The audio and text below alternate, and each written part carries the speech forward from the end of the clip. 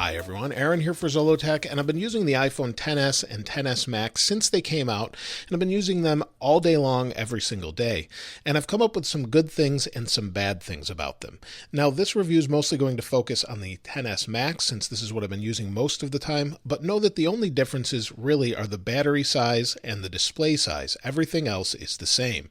So let's get started with the good, and then we'll move on to the negative. The first good thing is the display. The display is a Super Retina display, 6.5 inch. It's as good as last year's and then some. It's 2688 by 1242, 458 pixels per inch. And the great thing about it is it's now HDR10 compliant. So it's an HDR display that's fully supported and it's super color accurate. It's great in bright sunlight. There's no problem seeing it whatsoever. And it's definitely something that you have to see to appreciate. But I think anyone that uses this will be very, very happy with that display. Now with that display comes a couple advantages with iOS. You no longer get the landscape that you did with the iPhone 8 Plus on the home screen, but you do get the landscape style notes in the Notes app and different applications that support it with the larger keyboard on its side. So just depending on which one you're using, you will get that. Other times you just won't.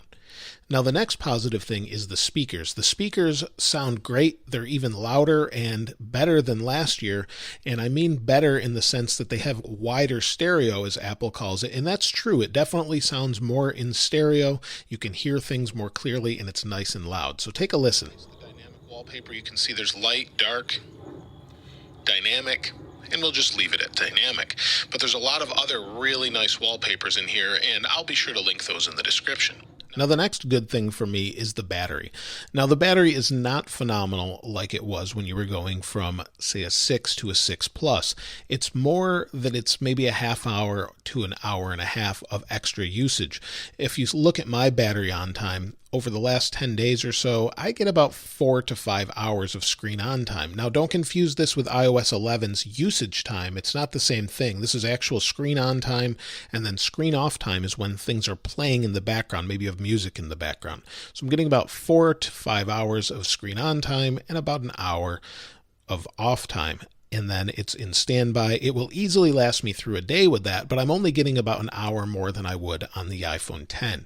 The next positive is the new A12 Bionic chip is really fast. Now, it wasn't slow last year. You can see, according to Geekbench scores, it's marginally faster. According to Apple, it's 14% faster.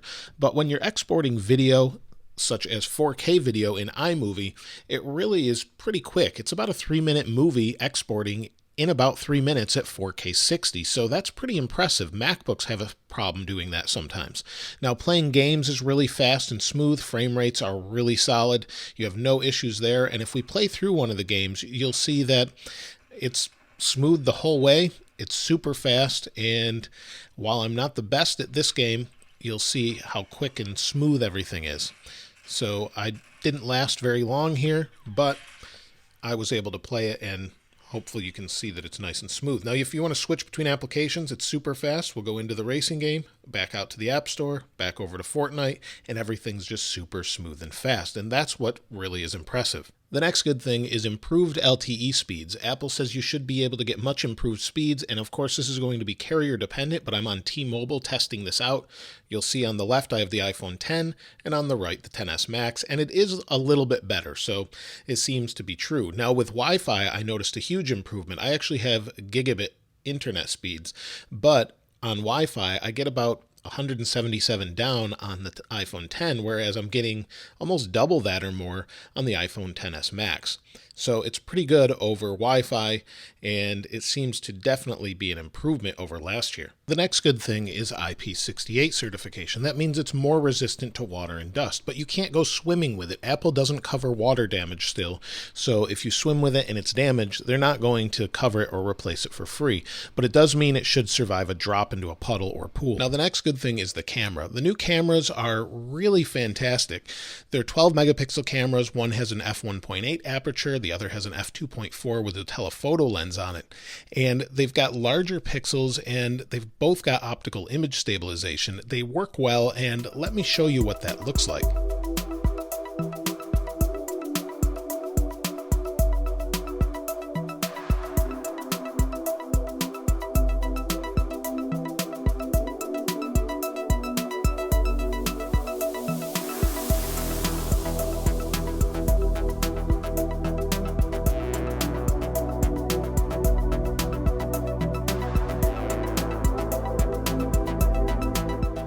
photos that the XS and the XS Max take are really nice. You can even see the little water drops very clear on the flower. But one thing it has that's new is actually a portrait mode that allows you to adjust depth afterward.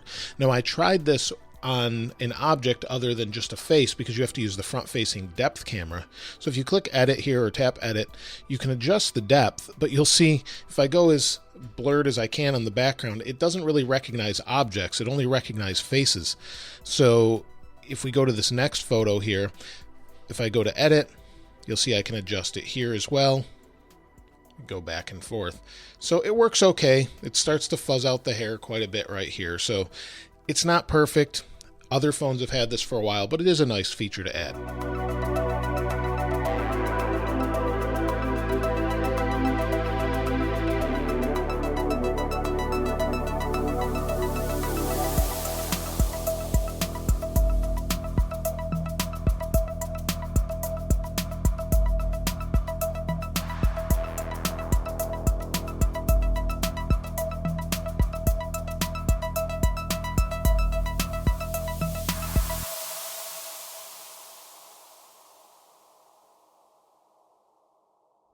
The video part of the camera is probably the most impressive thing.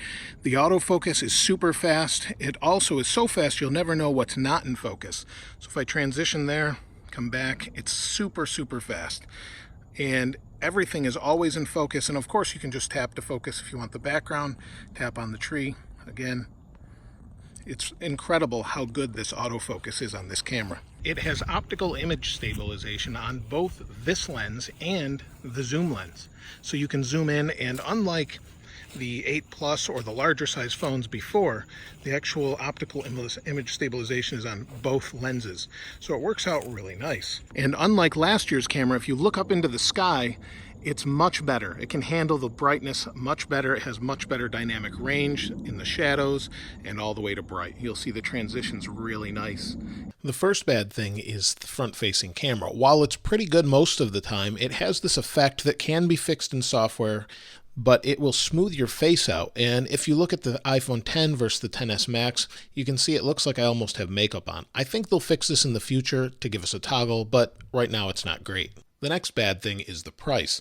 The price is incredibly expensive, starting at $1,000 for the XS or $1,099 for the XS Max, all the way up to $1,449 for the top-of-the-line 512 gigabyte model. While it's a nice phone, I don't think any phone at this point is really worth that amount of money. You may have a different opinion, but I think the majority thinks that's a little bit too expensive, and I'd have to say I agree with that. The next bad thing is glass. Now this is kind of good and bad.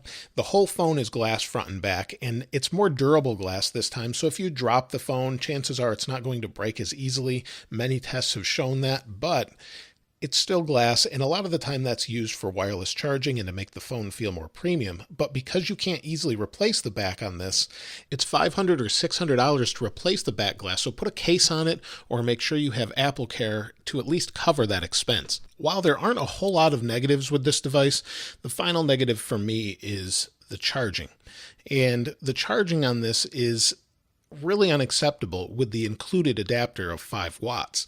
You really need an iPad adapter at minimum included, or maybe even the 29 watt adapter, and that still charges it from 0 to 100 in over 2 hours. So it's not technically fast charging, even though Apple includes the ability to fast charge. That is Apple's fast charging. So it's not really what other people are doing. It won't even compete with other companies when it comes to fast charging. So that's kind of something that's a little disappointing for some. Others, though, don't really seem to mind it as much. It just depends on how you use your phone. So that's the good and the bad of the XS and the XS Max. Hopefully that gives you a better idea of whether or not you want to put your money towards it and you think it's worth the very expensive price. Let me know what you think in the comments below. If you haven't subscribed already, please subscribe and like. As always, thanks for watching. This is Aaron. I'll see you next time.